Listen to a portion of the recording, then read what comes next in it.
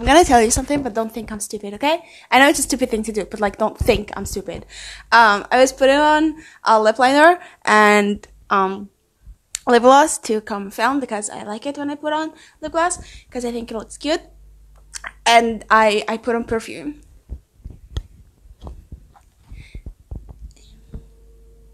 Hello everybody and welcome to how short are her bangs gonna be next time, because she's unstable and she keeps cutting her bangs. I hope you're okay. Boy, do we have a doozy today. Now, this book has been, I don't want to say everywhere because it wouldn't have been everywhere for you if you're not in certain book clubs. But I'm like an avid reader, so I like to be like you know, inclusive or whatever. So like I read different literature. That was probably the most annoying thing that I've ever said. The most annoying accent that I've ever fucking made. So here you are. Hi, how are you? Hope you're okay. This fucking book. In a lot of book clubs and a lot of book groups and a lot of people like different shit, okay? And this book has been recommended so many freaking times and I cannot believe that I'm finally reading it. I actually never really planned on reading it because I know this isn't my genre. I've never read anything like science fiction. First of all, science fiction isn't my thing. I don't like science fiction. I've never been attracted. I love fantasy, but I've never been attracted to alien-ish stuff. But I don't know, it just happened like an impromptu spur of the moment thing. I literally just downloaded it and I'm now reading it. And I didn't think much of it until I was like, I need to talk to you guys about this because it's insane. So if you haven't caught up yet, I'm talking about this book, Ice Planet Barbarians, by author Ruby Dixon. And listen, when I tell you, going into this book, my expectations were on the floor. My expectations were lower than that. My expectations were underground. My expectations brought a shovel to the conversation. Like, and then I started reading it, and then I was like, why do I like this? So we start off the book with Georgie having what she thought was a nightmare and seeing these little green men all around her. And of course she kept thinking it's a nightmare and she went straight back to sleep, as you do. And then she wakes back up and guess what she sees? Just guess what she sees. Probing metal rods! At that moment, I knew I was either gonna call my ex or my therapist. So you know this is an alien type thing, and it had my spidey senses tingling. I liked it a lot. Not in that way, Jesus fucking Christ, what the fuck is wrong with you? So she's in this small closet-esque room, stuffed in with a bunch of other girls and women, and they're being treated like cattle, like a herd, and being probed and stuff like that. So at that moment, you know this is a breeding thing. And that's when my spidey senses started tingling, like you thought about. There was this one character, that like southern character with her, and I kind of wish they would sort of impale her, not just probe her to death, because she was a little bit annoying. And we're at a point right now in the story where we don't know if they survived or not, and I kind of hope they didn't survive. Not gonna lie right now, because she tells her about the silver thing in your ear, and the silver thing in your ear is you know how they tag cows and the cattle and stuff, and she's like they're just like cattle. And then Georgia like gets annoyed by that, as you fucking do, and she says, I'm from Oklahoma. I grew up with those visuals, so they don't bother me. I'm pretty sure they would still bother you. I also grew up in those visuals, but I'm pretty sure they would still bother you. I mean, unless you have psychopathic tendencies, watching a cow get tagged over and over and over again doesn't really desensitize you from watching a human get tagged with the same force and stuff. That's just me. However, I don't know what's wrong with me. Probably need to have a talk with Jesus Lord. But I like it so far. And then when it went from liking to I might love this, I'm discovering myself right now. It was when I discovered that this is a dual POV, and we meet one of the aliens, not the green dude. So like there is a crash and then she meets different aliens on a different planet, the ice planet, and we meet Victal. I don't fucking know how to pronounce his name. I'm fucking reading the book. I don't know. Vectel. We meet Vectal. And his POV is... it's good. And let's just say her POV after his POV, let's just say she wakes up to a wet dream that isn't a dream. What is consent? We don't know her.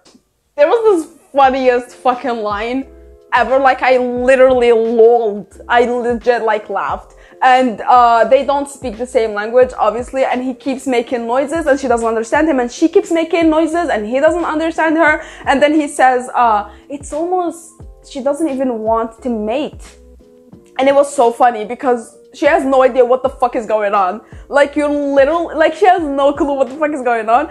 And he thinks she feels the same way he feels because they're fated mates, right? It's a fated mate trope. It's his fate, his mate, right? Fated mates, yeah, not fate.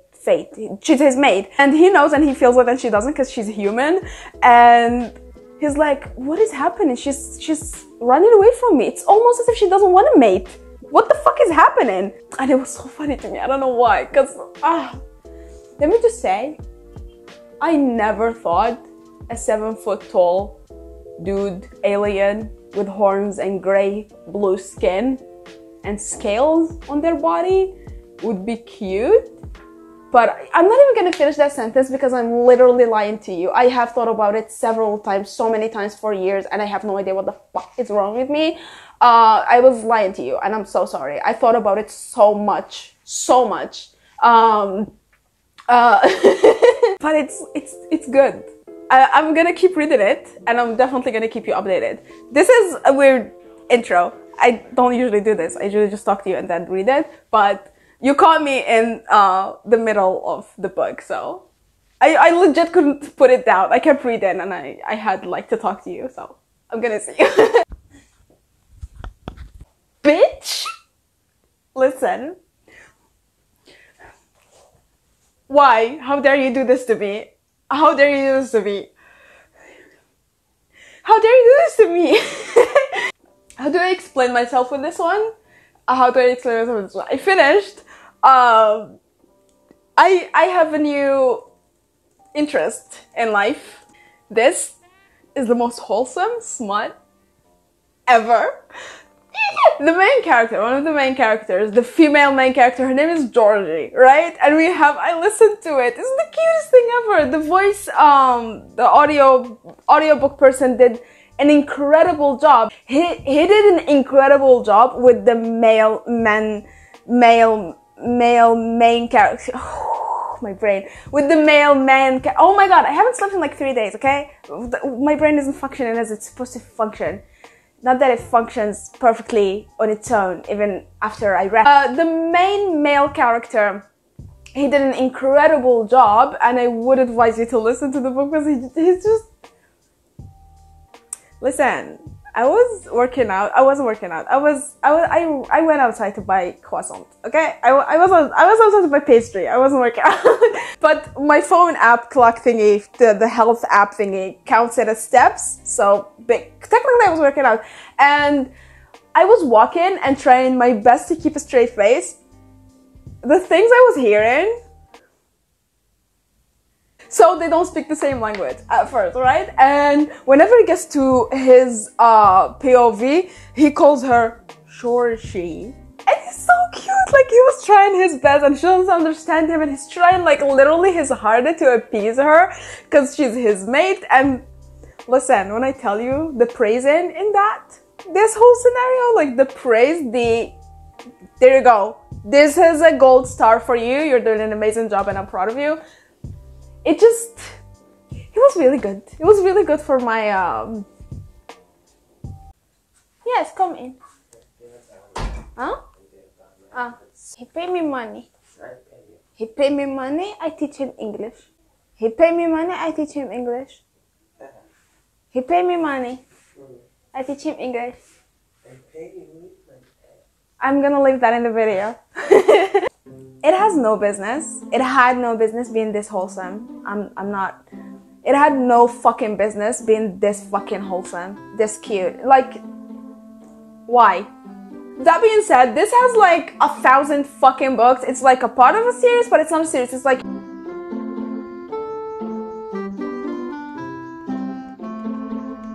you know, a standalone series. So I told you Georgia was kidnapped, and she was kidnapped not alone. She was with like a bunch of other girls. 6 of them were in hibernation. They were like not succubied.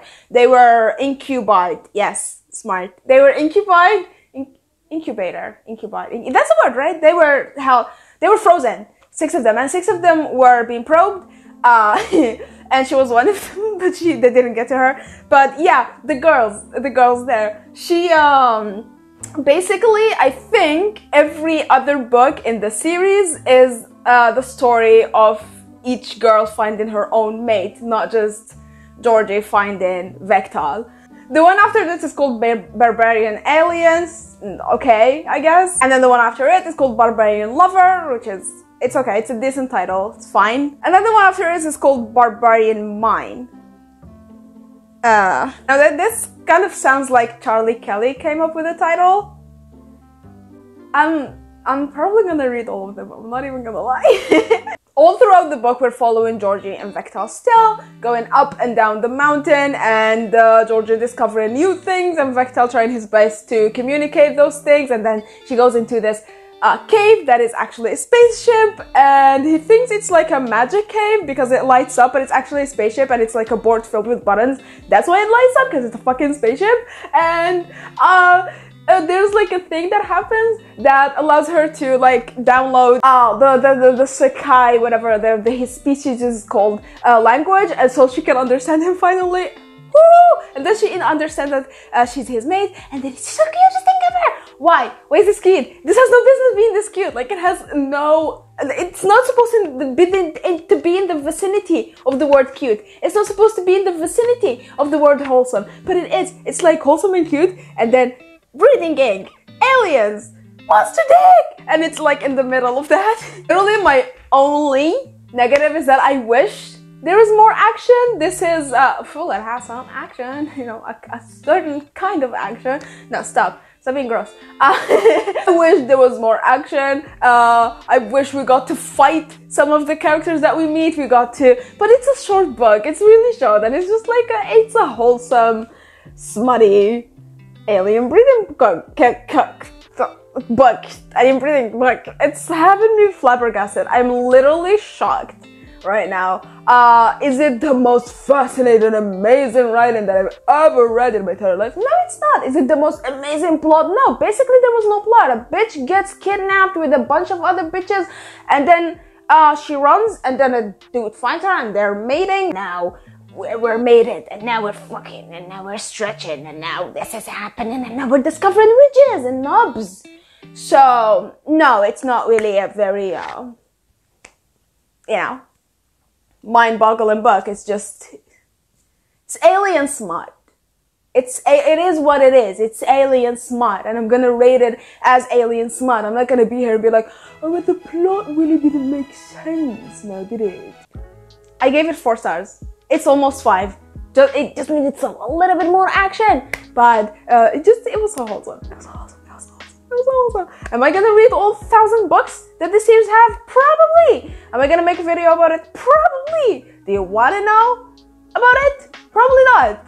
If you're gonna. I legit was avoiding this book forever. Like, I was avoiding this book forever because I knew that it was gonna be a cringe fest. Like, I believed wholeheartedly that it was gonna be a cringe fest. For one, this isn't my thing. I like every genre of books, and I dabble a little bit as a palate cleanser, more the smutty, no plot kind of book, literally as a palate cleanser, like between books, but I have to research and like actually want to read the book.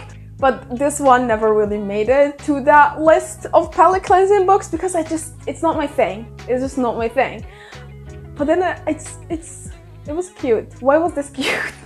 This is definitely not a book for everyone. I've seen a lot of reviews saying it's a cute love story, or it's the romance between them is cute, but I can't get behind the big 7-foot blue alien. It's in the cover. What do you think it's gonna be? Like his big horned blue, and he's on the cover. Why you get into this just so you can say it's not for me? If it wasn't for you, you can just not read it, you know? So I don't understand those reviews. Anyways, if it's not for you, it's not for you. This is definitely, like 100% not gonna be for everyone, and it's understandable. But it's not for me, but it was still cute and super entertaining. Finished this bad boy in one night. Started it the night of today and finished it today of today, because I haven't slept. Tonight of the day is yesterday night, and today of the day is today. That is continuous of yesterday for me, because there was no night. I just didn't sleep. I was reading very interesting and enlightening scientific literature. Yeah, this was unexpected, dude. Really. Are the characters the most like layered out there? Not really. It's straight to the point. You, new planet, me, your mate, we, fam. It's done. Is it the best writing? No. Is it the best plot? No. Is it original? Not really. It's Wattpad on crack. I loved it. Thank you so much for watching. I don't know what this video is gonna turn out, so I'm sorry if it's a fucking mess. I don't really care. I hope you were entertained nonetheless, because I love you. What was that a question? I love you. And I'm gonna see you next video.